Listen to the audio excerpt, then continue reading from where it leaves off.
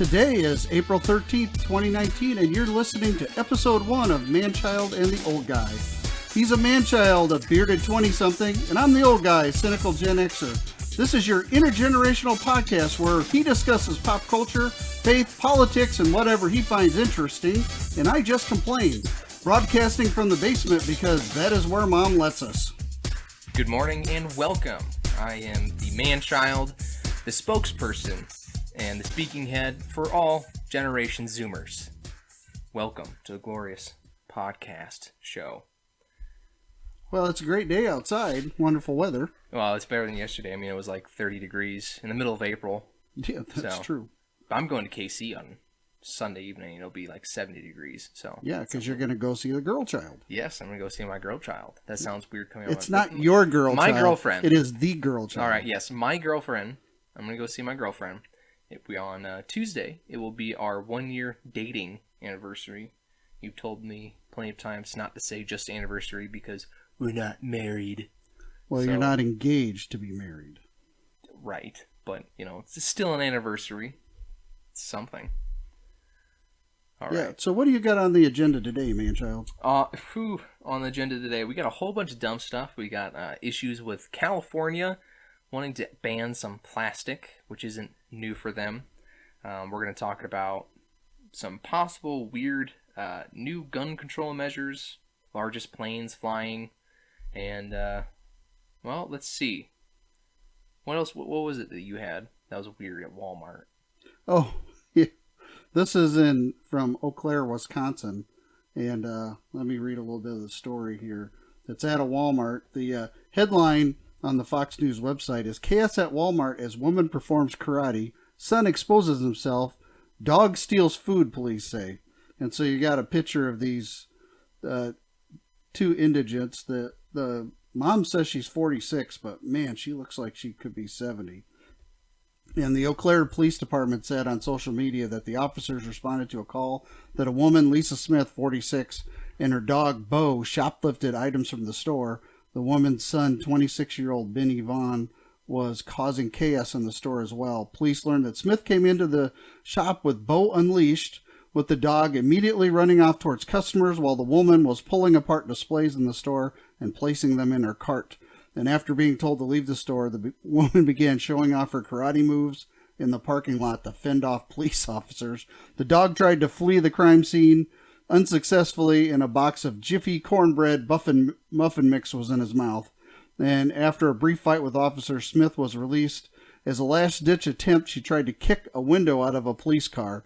Her son, meanwhile, was getting fully naked and began exposing himself to other customers at the store. What? He then tried to cover himself with new clothes from the store without intending to pay for them. And after officers confronted him, he threatened to run them over with his scooter, prompting the police to use physical force to stop the scooter and arrest the man. I can only imagine that somebody just stuck his arm out and knocked him over. Wham! Just whack him right off. Is this one of those rent-a-scooters? They don't show a picture of the scooter, but the story does say the only character to get off scot-free is Bo the dog. Bo was caught by officers in the store and brought to the Humane Association. The dog was not charged. We issued him a warning for the theft, police said in a statement. Well, can I get that dog? You know how long it's got to take to train a dog like that to be a thief and know how to get away from the cops? Well, not only a thief, but to go directly for the cornbread and take the cornbread out of the store. Hey, that's impressive. But this story, when what was it? The son that stole clothes to try and change into to look different. That was the son. Well, it wasn't that he wanted to look different. He got naked in the store and then tried to steal the clothes. So he's a little off his rocker. It reminds me of the story that was on the news a while ago, where this guy goes into a bank. I think it was in Florida. Everything happens in Florida. He walks into a Florida with a ski mask on, like a yellow polo and just like khakis or something. Holds the gun up to the teller, and they dump all the money in his bag. He walks out to his car, takes the mask off, then walks back in with the same bag and asks to deposit it in his account. Well, that takes a lot of cojones to do something like that. Well, he sounds really stupid, honestly. I mean, and why would you even think that would work? Well, drugs, most likely. Yeah, And That's why we should legalize all drugs. Yeah. Well, I am a libertarian, and in concept, I agree with that. However, I don't trust the American populace because in America, we do everything to the nth degree. We don't know how to moderate ourselves. So you legalize drugs, and it's going to cause a lot of chaos. No, I agree with that. I just did for my own podcast, the Happy Cabbage Podcast. I did this whole thing. Shameless plug. Hey, you know what? I don't get paid to do it, so it helps. I did a 2-hour show where I went through every one of Andrew Yang's policies. He's this new Democrat guy running for office, and his main policy is going off of that everyone really likes is his UBI, or as he calls it, the freedom dividend, which is where every American receives $1,000 a month to do things with. And one of his policies is that we need to combat the opioid crisis, and the next policy is we need to legalize all opioids. I don't know how you're gonna fix that problem. If it was like you just had a bunch of people that are recreational users of opioids. So to solve the opioid crisis, he wants to legalize all opioids. Yeah. And what's the logic behind that? I think what the idea they're trying to get across is to have it regulated so that you have to go to these opioid dens and you have to purchase it, you have to have an ID, whatever. Eventually it'll stop the black market because it's not lucrative enough, or it's safer to get the I don't know, Xanax. Xannies, is that opioids? No. All right, Vicodin's an opioid. Yeah, I think so. Yeah, you can go get your Vickies over at Obviously, you can tell that we're really great drug users. Hey man, not anymore. Haven't been in high school in a long time, dog. Well, that is the stupidest idea I've ever heard.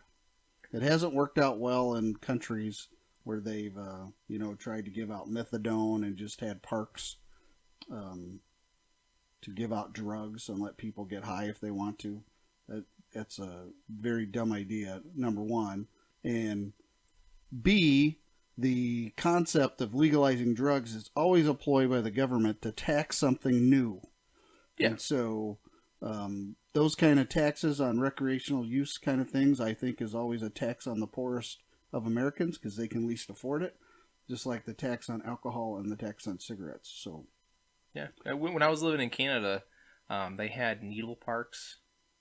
I can't remember what they were really called. They were supposed to have like these big hedges, so you can't see past it, metal benches and all this kind of stuff, where you can go and shoot up, and you're supposed to dispose of the needles in these bins, and then you pull out clean ones, just so you're not spreading STDs. Well, what really happens, no one takes care of the hedges, so you can just walk downtown, and you can see people just shooting up in the corner, in the middle of the park, and then they drop all their needles in the grass. So there's all these reports of kids that just are playing in the grass, and then, Mom, I got poked by this rusty needle. Oh, great, you got an STD, son. Along with your hepatitis, here's a, not a steroid shot, what do you call that thing? tetanus shot. Tetanus shot, there you go. Yeah, so we got all those kind of issues in Canada. So, yeah, maybe that works out up there. Maybe they like it, maybe it's fun. Yeah, I just played the fanfare because that's so stupid. Those kind of dumb things are moronic, and it does not help our culture. Whether it's in Canada or if it's coming to the United States, it's not going to help us either. Yeah, I don't know. Well, that's. I think we should just let states do whatever. If Texas want to legalize blow and hookers, but no other state wants to do it, cool. Move down there. It's supposed to be its own little country. You go do your thing down there. Just don't do it all over. If I don't want it in my state, in my city, don't. Yeah. Don't well, do it in my that's place. the way the United States was put together, so that each state could do its own thing. And the federal government's not supposed to have such strong reign over the individual states. Each state is supposed to be an incubator for best practices that the federal government could employ, but the federal government's not supposed to reign over each individual state, which unfortunately they try to do on a consistent basis. Well, that's a lovely fantasy you have about what our country is supposed to be. It's not a fantasy.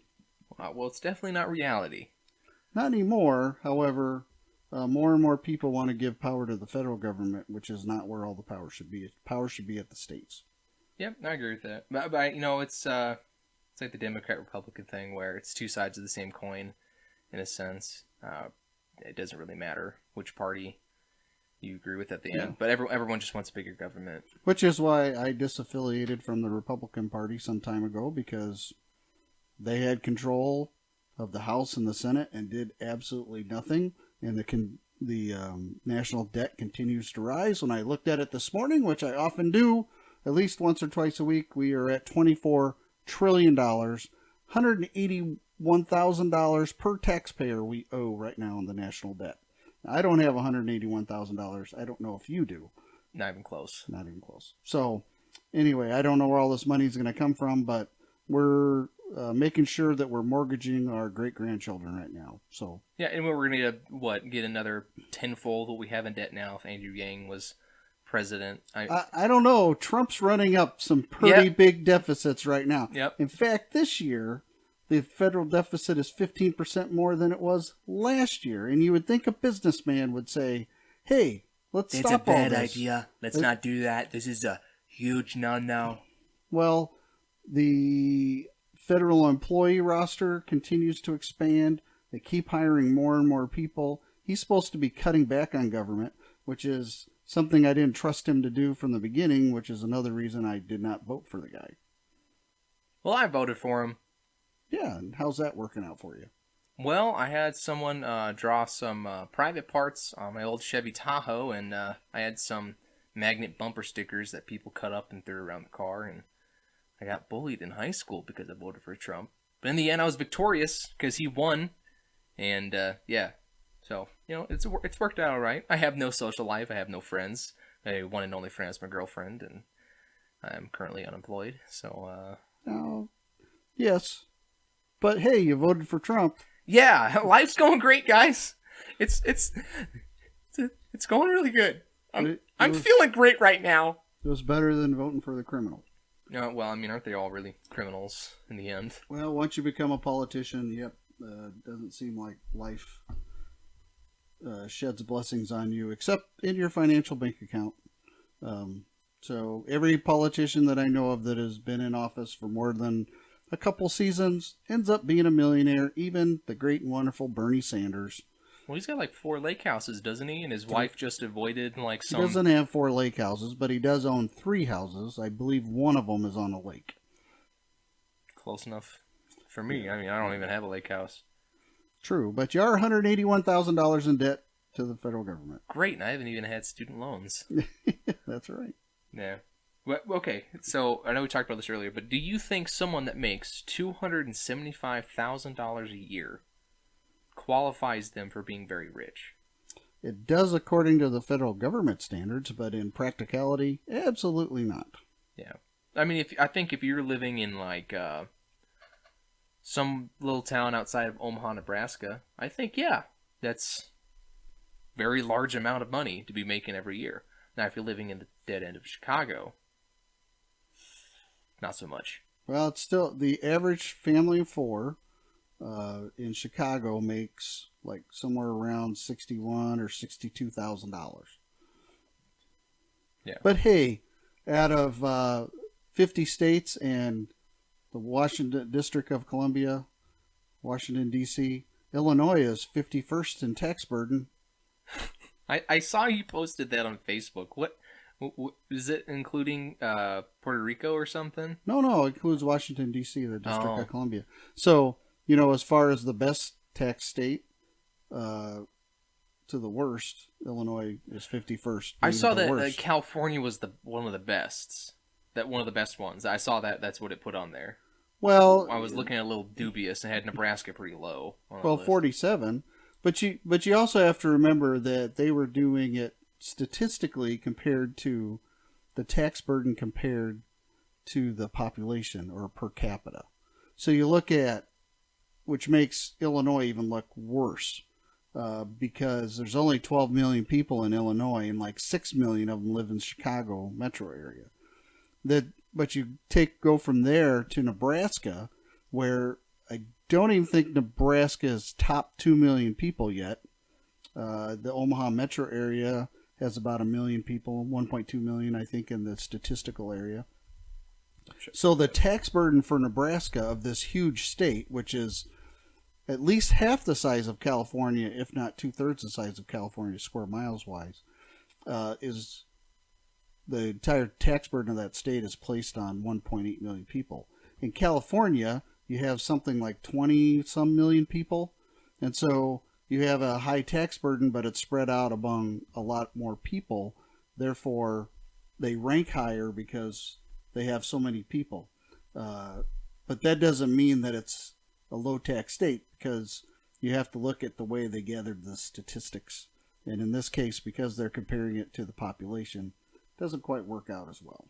Okay, so there should be a couple disclaimers in that. Well, they are buried in the story if you go through and look at it all.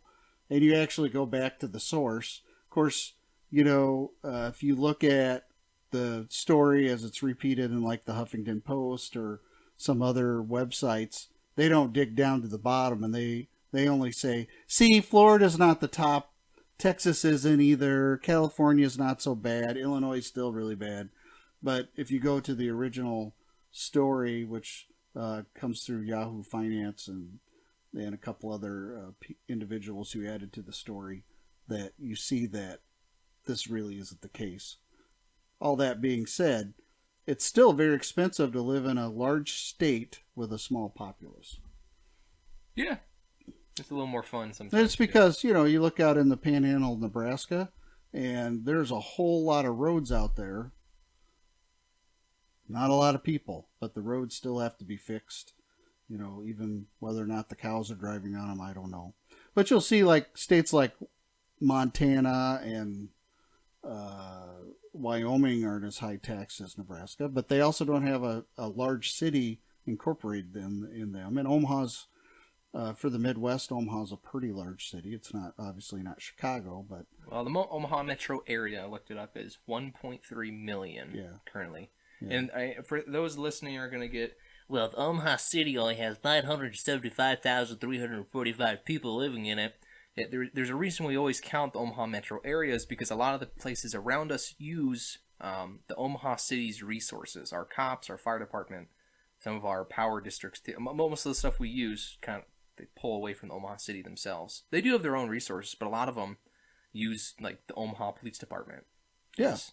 Now, we're not broadcasting from Omaha, but sadly. But both of us were born and raised there, so it's kind of close to our heart. Of course, the county south of Omaha, Sarpy, doesn't have the same tax structure, which is why lots of big businesses build buildings there, like PayPal and such. Yeah, it's like PayPal. What is it at 680? Well, it's off I-80, okay, just across the county line. Yeah, you'll go up, and then there's like all these businesses, and then it just stops on the interstate, and then it's just like houses. Yeah. And when you get into the Douglas County. But all the people live in Omaha, but work in Sarpy County. So yeah, which is the way it's going to be out here at some point, where, taxes are lower over here, but they're paying more over in Illinois. Mm-hmm. Yeah. If you don't know, we're in the Quad Cities, the wannabe Chicago, wannabe Omaha kind of area. Well, it's Quad Cities. It's a special place. I wouldn't say they want to be anything but Quad Cityans. Man, when I was driving trucks for the Salvation Army, I was going all around the Quad Cities. Everyone here really wants to be Chicago. Like, everyone's got this Chicago spirit with them. I don't know if that's just because there's a bunch of people in Illinois, but everyone's got this Chicago spirit with them. That's because so many people got sick of living in Chicago that they moved to the Quad Cities. Yeah, well, maybe. But, there's all this stuff like, we want to be Chicago. The Cubs. The Bears. Well, but you have Chicago Bear fans. You have St. Louis Cardinal fans here. You've got people who hate baseball. Bears fans. Yeah, whatever. It is what it is. But people in the Quad Cities, it's kind of like you are with your brothers and your sister. You guys fight and argue all the time, but if somebody messes with one of you, then you all jump on them like a pride of lions together. It depends on the situation. So, Quad Cities is kind of that way. A lot of people claim other places kind of as home, but if you mess with the Quad Cities, the entire Quad Cities kind of fights back. Yeah, it's a homey place. People like the nest here. All right, we need to switch on to some of our other topics. So we got California moving to ban on little shampoo conditioner bottles from hotels. If you're not a stranger to the news at all, you know that places like Starbucks have stopped offering straws with their drinks. And honestly, I'm for it for Starbucks because the new lids they have, I like better than their straws. And you can never get that whip on top of your frappe when you have the straw. But with these new lids, you can. I don't go to that place. Drink. Well, I don't go there unless I got a gift card, and even then, it still makes me sick. It costs way too much money. Well, that's why I go and you guys give me gift cards. But yeah, so places like Starbucks and things like that are doing that. That comes from California. They got this big superstition about the plastics we're producing. So if you go to California, it's easy to see bamboo straws, not plastic ones. But they're going to start removing all those free little shampoo and conditioner bottles that we steal from hotels. I don't know a single person that doesn't take those when they leave. Well, the story is that this is only in committee in California. It hasn't even made it to their full legislature yet. However, they claim that they can save these tiny plastic bottles from even being used anywhere in California. I guess they're stating that there's almost 10,000 hotels statewide that use these tiny bottles. The big misnomer here is the whole recycling deal is just a big scam. Yeah, because it all comes down to making money. Even NPR's Planet Money did a podcast. They talk about recycling, and they just are pretty blatant when they interview these guys in New York that run all the recycling. And it's just that, well, we don't do plastic bags anymore because no one buys plastic bags. Or you don't do this metal, you don't do that because no one's buying it, so you can't recycle it. That's why you can't recycle certain things. It's just because we just sell it off to China, but now China can develop all their own stuff. They don't need to buy our recycled crap. So we're going to have to start selling it somewhere else. Well, the thing is that the U.S. has been selling all of this recyclable stuff to China for years. And that's what actually made it profitable. Yeah, they're not buying it anymore. Because American labor is expensive. And now everybody's sending their stuff to landfills, which is perfectly fine. If you really do the research, landfills don't take up that much space. The city of Omaha, for instance, has huge methane pumps that comes out of the main landfill there. They power part of the city off the methane that comes out of the landfills in Omaha. So it's actually, in one way, all of these recyclables and garbage that we're throwing away is actually a renewable resource. Better than windmills. But like in Miami, huge chunks of the city, especially from like the 80s till now, have just been huge landfill portions, and they just steamroll over them. They put a special algae, I can't remember what chemical it is, but it just eats at things that aren't really biodegradable.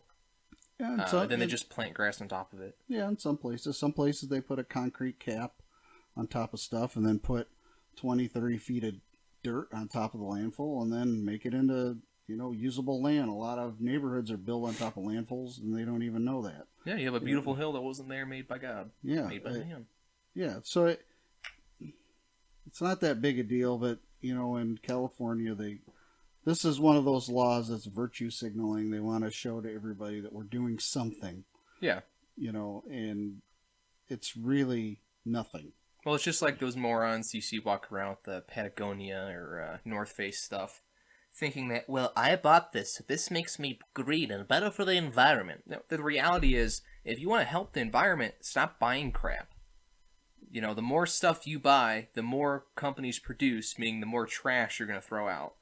Reduce, reuse, recycle. There's 3 steps in it because that's how it's supposed to be used. You have reduce, stop buying stuff, just keep using something until you can't use it again.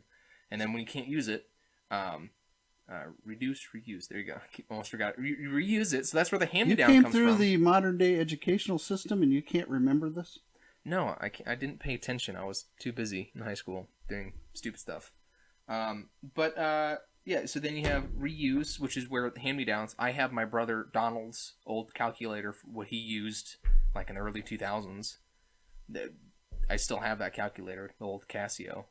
It still works. It's a Casio.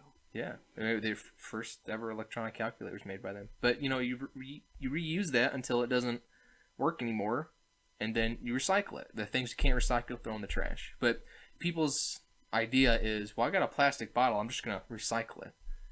Well, that's not gonna last forever. It's at some point you just can't recycle it. It just goes in a landfill. The great thing about plastic is it's made out of petroleum. Yeah. And if you do it right, you can burn it in a power plant and it becomes a fuel. And there's very little ash or tar that's left over once you burn plastic. It actually gets consumed pretty well. And you can filter out the stuff that goes up the chimney just like they do at a coal burning power plant. So if we really wanted to get with it and get rid of the plastics, we should use all single-use plastics and then recycle them by burning them up in the local power plant to provide us electricity. Yeah, hey, go for it. That's what I think. But nowadays, we can't do that kind of stuff because somebody cries about it. Yeah, everyone's got feelings that get hurt. Yeah. When it comes down to some things. Let's see, what else do you have on the agenda list? Well, there's this really amazing story from one of the airplane manufacturers, Northrop Grumman, and they've finally flown their big Stratolaunch airplane. Now, this airplane is massive. The wingspan on it is the length of a football field. It has 2 fuselages, and the idea behind it is that they're going to use this to launch a rocket into space. The idea being that the higher you get off the ground, the less thrust you need to get a rocket up into space. Now, the U.S. Air Force has done some of these kind of tests before. They have a missile that they've tested several times that they've launched off. I believe it was F-15 aircraft. It was actually an anti-satellite weapon, and they've launched it. So they've been testing these kind of designs for a while. And this plane is just massive. Has can go up to 175 miles per hour, and it gets up to about 15,000 feet. And at that point, it'll launch this this spaceship the spaceship kind of rides between the fuselages, and then it will put smaller payloads up into space. It's supposed to save I don't know how much money, but it's supposed to save a lot of money by launching from 15,000 feet and at about 170 miles an hour. It's supposed to save a lot of fuel and a lot of money to get small satellites up into space. So I think this is going to be just like when you had those big, I don't know, Boeing planes that had the old space shuttle design on top of them, and they just fly up, and the space shuttle would kind of like detach and glide, and then the space shuttle never did that. It did detach from the Boeing 747 once to do a test, but they never launched it into space off an air.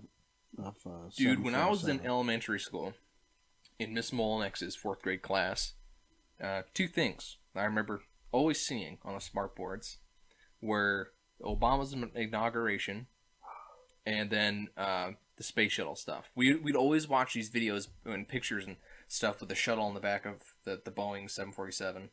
I just knew it was Boeing because, whatever. And then it would plane would detach from it and this thing would glide. And next thing we know, we'd see a picture of it docking with the ISS. Well, so you're saying it's propaganda. Public school taught me wrong again. Well, there's certainly bad editing going on there, or you and your brain were just merging something together that you shouldn't merge together. There was flight tests of the original space shuttle where they would fly it up on the Boeing 747 that they had, made specially to transport the space shuttle, and it would detach, and they would test its glide slope and landing abilities and such. They did this at least once. It might have been 2 or 3 times. I'd have to look it up to check.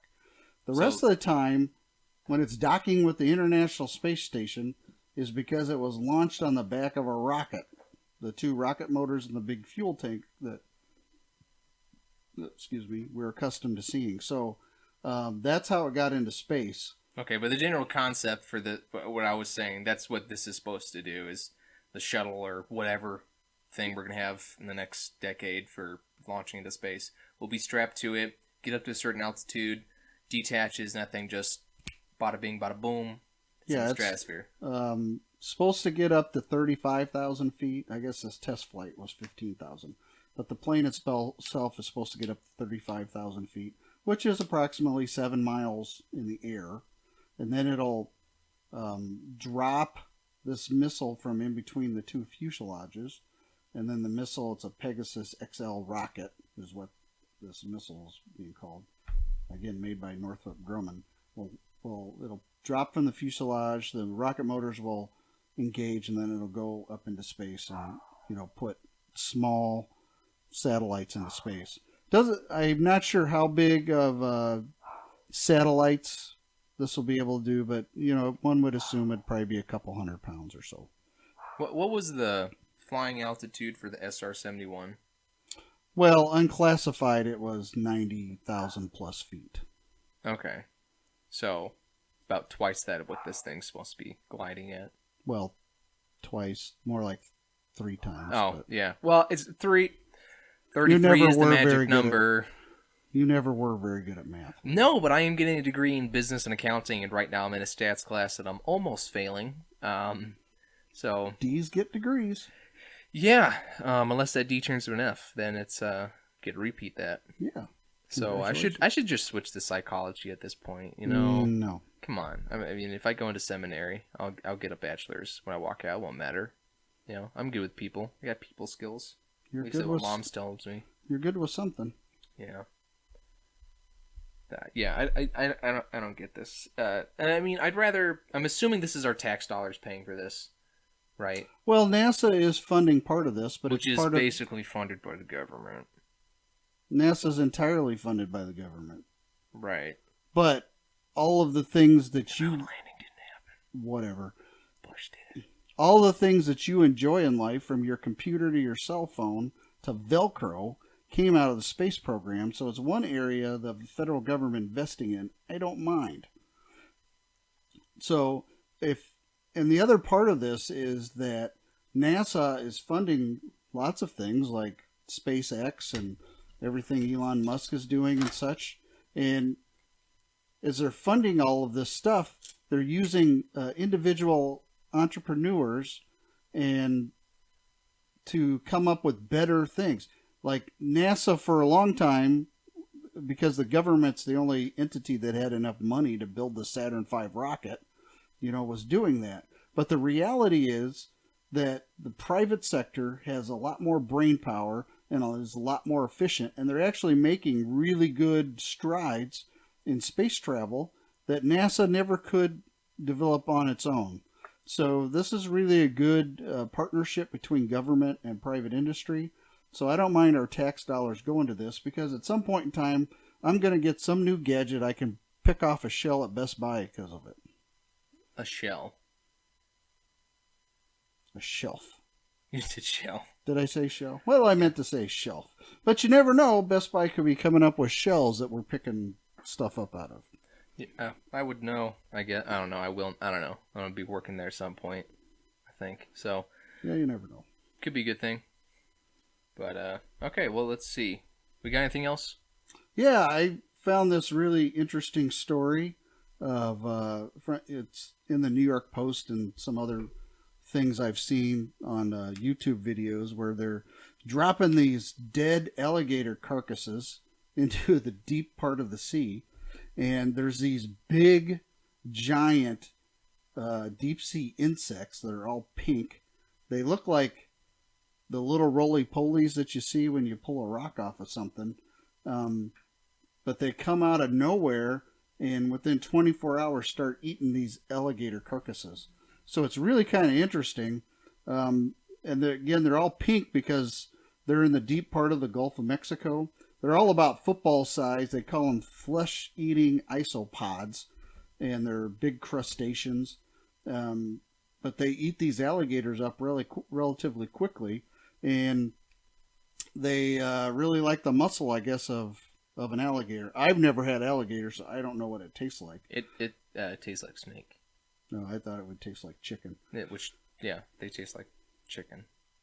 So one of the doctors who's studying all of this stuff says they'll eat so much that they basically become immobile or stupefied in their actions, and so that they may just be the fact that they've gorged themselves so much in an effort to get this rare research that they actually, inhibit themselves from proper locomotion.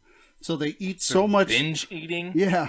So they eat so much alligator that once they get to a certain level, they kind of just like keel over and just lay there, kind of like a Thanksgiving Day coma that us in America experiences after we're done eating about 5,000 calories on Thanksgiving Day. Christmas. Who decided that this was? Let's do this. Hey guys, you know what? I accidentally shot this gator in my backyard. I need to get rid of it. You know any way I could do that? And they're like, yeah, get on my boat. And they just drop it in the middle of the ocean, and hey, let's make sure no one can find this thing. And they're like, oh, look at these cool pink things. And then they just made up some cover story. Well, part of this is that scientists are trying to find all the animals and catalog them around the earth. And I don't know if they had never dropped these alligator carcasses down to the bottom of the Gulf of Mexico, if anybody would have ever seen these big roly-poly crustacean things, the binge eaters that they are. Yeah, well, I don't really want to see them again. They make me feel uncomfortable. They're pink because, like you said, they've never seen the light of day. I don't like that. They look funky to me. They look stupid. Well, a lot of the deep-sea creatures are that way. Yeah, but I don't want to go in the deep sea. That's a place clear. that humans should not go. If my head can be crushed without anything touching me but water, it's a no-go, man. You don't go there. You're going to die. There's a reason you don't go to the Mariana Trench, because you're going to die. But you drive a Honda Fit. If you get hit by a... Hey, it gets good gas mileage, okay? It's a hatchback. If you get hit by a scooter, you're going to die. No, and your head will probably get crushed. I would be injured, yes. I would not die because of the scooter. The scooter would die because he would fly up and hit my tiny windshield, or, when he hits me, he might actually just slide right over the very smooth aerodynamic form that is my car and just hit the pavement behind me. Your car's held together with stickers. No, just the front bumper, okay? That does not count as held together. I have super glue for the rear fenders, yes, but there are lots of rivets holding it together. It's not just stickers, okay? And they're nice stickers. They look cool. They're very JDM. They are very nice stickers. I will admit to that, because a couple of them are Spider-Man. Yeah, I made sure to take out all the offensive ones. Well, we all appreciate that. Yeah, but now I just have a big box of a bunch of weed stickers in my room that I don't know what to do with. Well, I'm sure you could go down to the local Green Cross pharmacy and get rid of them for pretty cheap. Yeah, no, hey, you know what? That's a good way of making money. Go over to the Illinois side and just go to a pot shop. Yeah, that's right. Well, that's about it for today. I'm the old guy. And I am the man-child, the one and only Generation Zoomer on this podcast. We're reminded you, don't fall up the down elevator this week. And just remember, if I don't make it back, you made me come here. God bless you, and we'll see you next time. Deuces.